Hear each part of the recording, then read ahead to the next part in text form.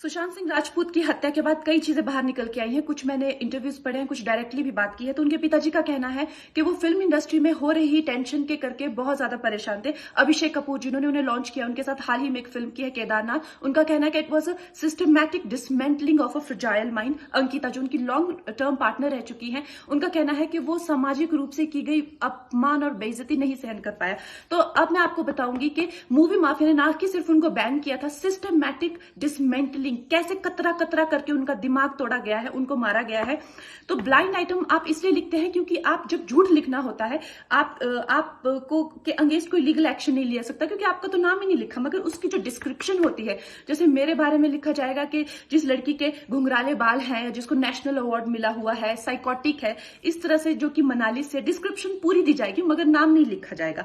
23 अगस्त 2017 को बॉलीवुड लाइव सुशांत के बारे में लिखता है कि वो जब भी सेक्स करता है तो सिर्फ अपने ही गाने सुनता है, वो सबसे बड़ा नार्सिसिस्ट है। 16 दिसंबर 2016 में मुंबई मिरर लिखता है कि सुशांत एक ट्रक ड्राइवर की तरह लगता है। 22 फरवरी 2019 को मुंबई मिरर लिखता है कि पार्टी में तमाशा करने के बाद सुशांत ने कांच की बोतल एक डायरेक्टर के सर पे दे मारी। 18 अक्टूबर 2018 को डीएनए लिखता है कि सुशांत ने अपने को एक्टर का रेप किया और वो मीटू के चलते अब जेल जा सकता है। और ऐसी न जाने कितने अनगिनत झूठ। और ये जो बुद्धिजीवी जर्नलिस्ट हैं, ये जो चील कौए गिद्ध हैं जो मूवी माफिया के पाले हुए हैं, ये इसको मेंटल इमोशनल साइकोलॉजिकल लिंचिंग को जर्नलिज्म कहते हैं। मेरे बारे में आज तक जो भी कहा गया मैंने कुछ नहीं कहा, लेकिन जब एक स्वतंत्रता सेनानी के खिलाफ गंदगी लिखी गई, मैंने उस जर्नलिस्ट को कॉन्फ्रंट किया। आपको पता है उसी रात 4 सीनियर जर्नलिस्ट ने मेरे खिलाफ एक गिल्ड बनाई। ऐलान किया गया कि इसकी फिल्म को बैन किया जाए, फ्लॉप किया जाए। आपको पता 3000 जर्नलिस्ट गैंग अप होते हैं एक अकेली लड़की पर, उसकी इमोशनल लिंचिंग करते हैं सरेआम, और ये समाज कुछ नहीं कहता, कानून कुछ नहीं कहता है।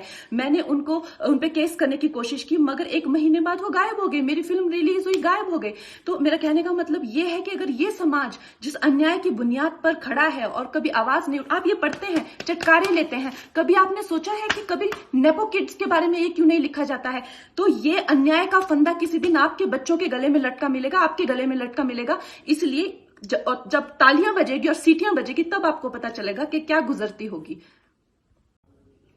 सुशांत सिंह राजपूत की मौत ने हम सबको झंझोड़ के रख दिया है, मगर कुछ लोग जो इस चीज में माहिर हैं कि कैसे एक पैरेलल नैरेटिव चलाना है, वो इस तरह से चला रहे हैं कि हाँ, जिनका दिमाग कमजोर होता है वो ये डिप्रेशन में आते हैं और सुसाइड वगैरह कमिट करते हैं। जो बंदे ने स्टैनफोर्ड की स्कॉलरशिप, वो रैंक होल्डर है in his entrance for engineering, उसका दिमाग कमजोर कैसे हो सकता है? अगर आप देखें उनके कुछ लास्ट पोस्ट, वो क्लियरली कह रहे हैं कि लोगों को बैक कर रहे हैं कि प्लीज मेरी फिल्में देखो, मेरा कोई गॉड फादर नहीं है, मुझे निकाल दिया जाएगा इस इंडस्ट्री से। अपने इंटरव्यू में वो जाहिर कर रहे हैं कि मुझे क्यों नहीं ये इंडस्ट्री अपनाती है, I feel like a left over. तो क्या इसमें इस हादसे की कोई बुनियाद नहीं है?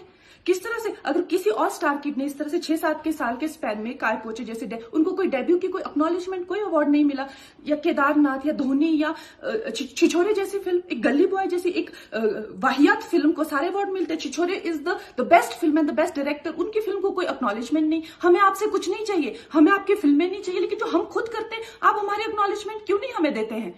मुझे इनकी फिल्में, मैं जो खुद फिल्में डायरेक्ट करती हूँ, उनको सुपरहिट फिल्मों को ये फ्लॉप घोषित करते हैं। मुझ पे 6 केसेस क्यों डाले गए, क्यों मुझे जेल में डालने की कोशिश की गई? और मुझे इनके जो चमचे जर्नलिस्ट हैं, वो सुशांत जैसे लोगों पे जो ब्लाइंड आइटम्स लिखते हैं कि वो साइकोटिक है, न्यूरोटिक है, एडिक्ट है। संजय दत्त की एडिक्शन तो आपको बहुत क्यूट लगती है। वो लोग मुझे मैसेज करते हैं कि तुम्हारा बहुत डिफिकल्ट टाइम है, तुम ऐसा वैसा स्टेप मत उठा लेना। ऐसा क्यों कहते हैं मुझे? ये क्यों मेरे दिमाग में डालना चाहते हैं कि आप सुसाइड कर लीजिए?